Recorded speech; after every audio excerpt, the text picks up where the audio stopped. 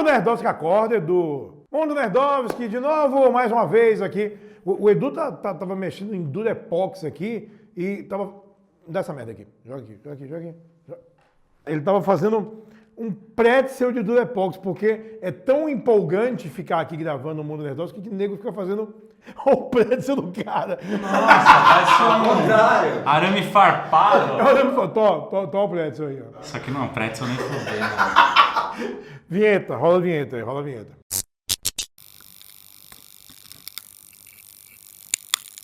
The Rock, Dwayne Johnson. Dwayne Johnson está de volta ao cinema, que parece que ele não sai nunca de cartaz. E está de volta ao cinema com Arranha-Céu, Coragem Sem Limite. Engraçado que o nego tem que botar esse subtítulo meio mequetrefe, né? Por que mequetrefe? Coragem Sem Limite. Coragem Sem Limite. Exatamente. Podia ser qualquer filme Coragem Sem Limite. Se eles não tivessem falado nada, a gente ia achar que a coragem dele tinha limite. Aí podia acabar com não podia ser só Arranha-Céu. Arranha-Céu, ponto. Não, Arranha-Céu. Para falar um pouco de Arranha-Céu, vale dizer que hoje, 12 de julho, são exatamente 30 anos desde que estreou o filme supremo de problemas em prédios, chamado Duro de Matar. Que eu já falei aqui nos filmes da minha vida, né? Duro de Matar. Então, hoje, Duro de Matar está completando 30 anos, coincidentemente está estreando também Arranha-Céu. Arranha-Céu tem uma premissa, não vou dizer parecida, a única coisa parecida é que ele tem que tirar terroristas de um prédio. Mas não se passa no Natal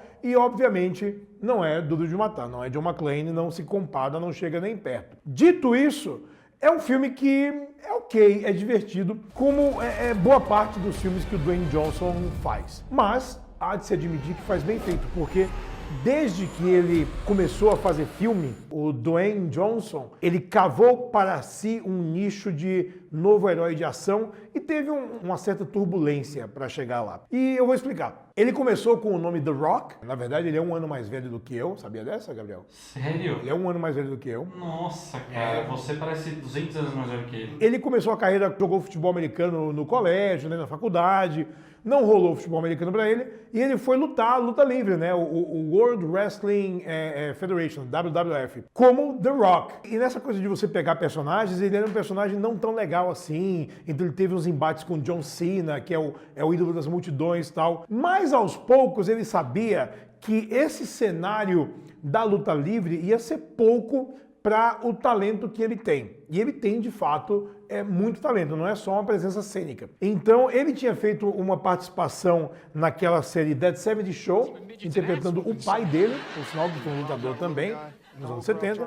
Ele fez uma ponta em Star Trek Voyager e ele começou a carreira dele, de fato, em O Retorno da Múmia em 2001. Computação gráfica top. A computação gráfica tosca. Vamos esquecer a parte da computação gráfica, que é no final, que é digno de um PlayStation 1 cagado. Só não tem aquele queixo quadrado de PlayStation 1, mas de resto é um dos efeitos especiais mais ridículos da história do cinema. É assim, é absurdamente ridículo o The Rock em O Retorno da Múmia. Mas ele chegou com o pé na porta, porque para o papel dele em O Retorno da Múmia, ele ganhou 5 milhões e meio de dólares, que foi o maior cachê já pago para um ator estreante. E aí no ano seguinte, ele pegou o mesmo personagem e fez o Escorpião Rei, que é um prequel meio zoado. Eu digo zoado porque, embora ele quisesse fazer uma coisa parecida com Conan, né, aquela coisa meio espada e feitiçaria e tal, a gente já sabia que o destino do personagem ia ser virar um vilão de quinta categoria, meio homem, meio escorpião, né? Uma bosta de personagem. Mas ele queria começar a carreira dele no cinema e foi bem, que foram filmes que foram muito bem de bilheteria e mostrou que ele podia ser charmoso em cena e convencer muito como herói de ação. Tanto que o filme que ele fez depois, Bem-vindo à Selva, tem uma cena em que ele se cruza com o Schwarzenegger e o Schwarzenegger fala assim, divirta-se, garoto, como se estivesse passando a tocha para ele. Bem-vindo à Selva, que é do Peter Berg, e em teoria o filme se passa no Brasil, em teoria seria filmado no Brasil, foi filmado no Havaí, porque o diretor e alguns produtores vieram para o Brasil fazer location scouting e foram assaltados e acharam melhor não filmar aqui no Brasil, né? É bizarro isso. Uau.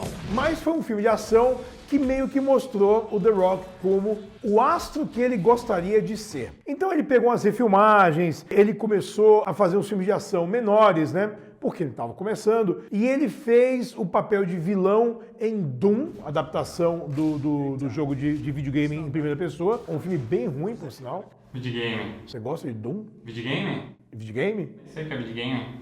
E foi a primeira vez que eu conversei com o The Rock, né? A gente bateu um papo por telefone quando ele estava lançando Doom, e ele estava, tipo, empolgadérrimo em estar falando com a imprensa internacional de cinema sobre essa nova carreira dele. E me pareceu um cara muito inteligente, e na verdade ele é formado em criminalística, ele é formado em psicologia, ele tem tutano aqui. Então ele começou, nessa época, a diversificar os papéis dele. Então, às vezes ele era protagonista, às vezes ele fazia um papel coadjuvante que fugia completamente do tipo que a gente esperava dele, como ele fez em Be Cool, né, que é a continuação do nome do jogo com John Travolta. Ele fazia um guarda-costas com um cabelo afro, assim, bacana. E quando ele fez Southland Tales, que é um filme tão complicado que, honestamente, eu não vou nem perder meu tempo tentando explicar qual é o plot do filme, porque é complicado. Do mesmo diretor de Donnie Darko, o Richard Kelly, e é uma porcaria essa franquia. É um monte de ideia, enfim. Você não consegue explicar nem o Fada do Dente, rapaz.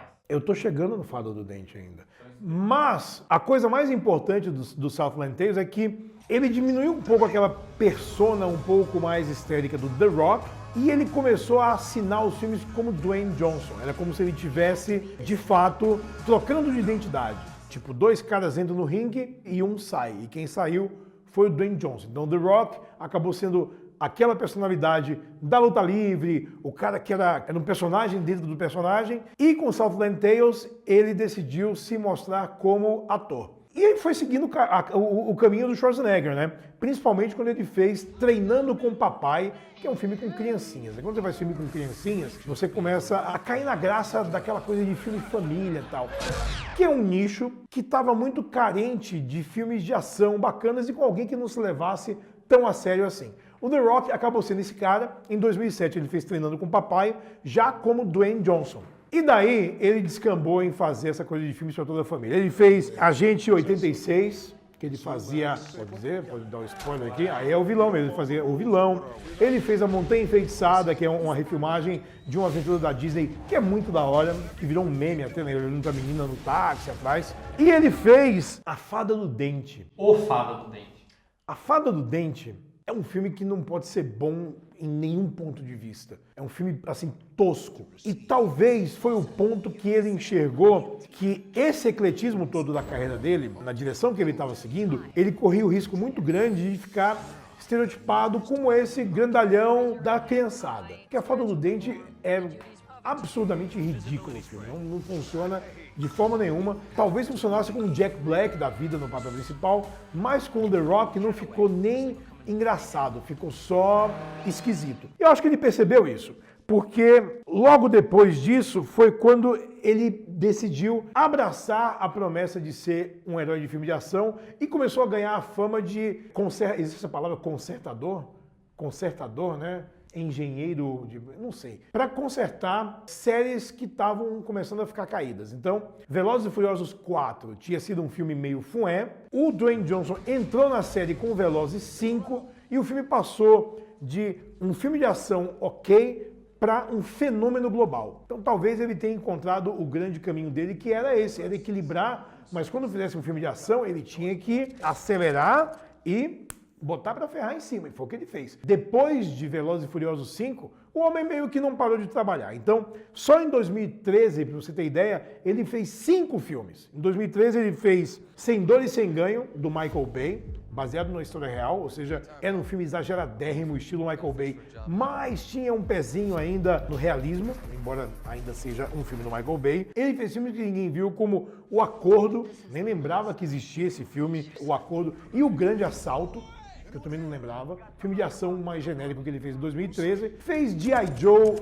Retaliação, tentando salvar a série também. Tinha Bruce Willis e tinha The Rock, e eles matam o Channing Tatum logo no começo. E fez Velozes e Furiosos 6, ou seja, coroando um ano que ele começou a caminhar para se tornar o astro mais pago de Hollywood. Mais pago ou mais bem pago? Mais bem pago, Gabriel. Desculpa, engoli uma palavra. Você também Mais pago é o cara que mais trampa, é o cara que é pago mais vezes. Depois disso, depois de 2013, Dwayne Johnson percebeu que ele não podia mais errar. Então, mesmo quando ele fazia os filmes que davam nada de bilheteria, como Hércules, Baywatch foi triste. Não é tão ruim. Não! Não importa, ele faz esses filmes que fracassam, ao mesmo tempo que ele trabalha em torno de filmes conceito, como o Terremoto, né, a Falha de San Andreas, Um Espião e Meio. E Moana, que ele fez a voz do semideus lá, bacana, que é o que dá um saborzão diferente ao filme. The Rock entrou nesses filmes mais contemporâneos, equilibrando muito melhor filme de ação, comédia mais boba, filme para toda a família, de forma que ele não consegue mais errar. E o bacana do Velozes e Furiosos é que ele se tornou tão maior do que a série, que agora ele está desenvolvendo Hobbs and Shaw, que é o personagem dele, e o personagem do Jason Statham, que vão ganhar um filme próprio, dirigido pelo David Leitch, que fez Atômica e fez Deadpool 2. E o vilão vai ser o Idris Elba, né? Algo me diz que tem uma possibilidade muito grande desse spin-off de Velozes e Furiosos ficar maior até do que o próprio Velozes e Furiosos. Eu não duvido que isso aconteça. E agora, no finalzinho do ano passado, tirando Velozes e Furiosos, a gente viu a força que o Dwayne Johnson tem como entertainer no público quando ele fez o novo Jumanji, que coincidentemente é De Volta à Selva. Bem-vindo à Selva, né? Welcome to the Jungle. Não lembro agora, Jumanji. Enfim, é o mesmo nome do filme que ele fez lá atrás, quando o Schwarzenegger passou a tocha pra ele, né? O Jumanji novo, que muita gente não tinha muita fé no filme, mas é um filme muito legal, muito divertido e faturou quase $1 bilhão no mundo todo. Assim, tirando Velozes e Furiosos, é o maior sucesso da carreira dele. E agora ele tá assim, ele tá com uma agenda que a gente não consegue mais ver fim. Tem continuação de Jumanji, tem um suspense chamado Red Notice, que ele deve fazer com a Gal Gadot, né, com a Mulher Maravilha. Tem a refilmagem de Aventureiros do Bairro Proibido, que ele tá ligado ao filme. Ele tem que tomar muito cuidado, porque refilmar John Carpenter não é fácil. Tem Doc Savage, que é a adaptação do herói da literatura pulp, que talvez o Shane Black dirija. E tem Adão Negro, que é o The Rock entrando na brincadeira dos super-heróis, só que do lado da DC. Nesse caso, ele faria um super vilão, porque o Adão Negro é o inimigo do Capitão Marvel, que não vai ter Capitão Marvel, né? É Shazam agora. Enquanto isso tudo não acontece, vai ao cinema dar uma espiada em Arranha-Céu, Coragem Sem Limite, porque, apesar de ser um filme que o trailer de fato entrega o filme quase inteiro, de fato está quase tudo lá, ainda é um filme muito simpático, é um filme para ver com a família toda, ele é intenso, mas ele não é violento, ele é engraçado e dosa esse humor, com cenas de suspense pesadas. Então, a coisa toda de você filmar no topo do edifício fictício mais alto do mundo deu espaço para algumas cenas de ação muito bacanas e muito da hora. Mas é um filme para família, né? É um filme que exalta os valores que ele tá lá para salvar a mulher e os filhos e não para salvar nada mais. Então a gente volta à fórmula de Duro de Matar, eternizada 30 anos atrás por Bruce Willis e agora aperfeiçoada como entertainer na mão de Dwayne Johnson, que para o Gabriel eternamente vai ser The Rock. A Panini está lançando Fábulas, relançando nesse formato deluxe, de luxo aqui, que ele meio que coloca 2 encadernados em um só. Então, pelos meus cálculos, vão ser 11 dessas belezas aqui. E Fábulas é provavelmente uma das melhores histórias em quadrinhos do século 21 até agora. É uma obra-prima, é uma obra de arte. E, basicamente, ela mostra o que aconteceria se os personagens dos Contos de Fada tivessem sido expulsos do reino de Conto de Fada e tivessem que morar em Nova York, numa cidade mística que os homens, os mundanos, né, os humanos, não conseguem enxergar.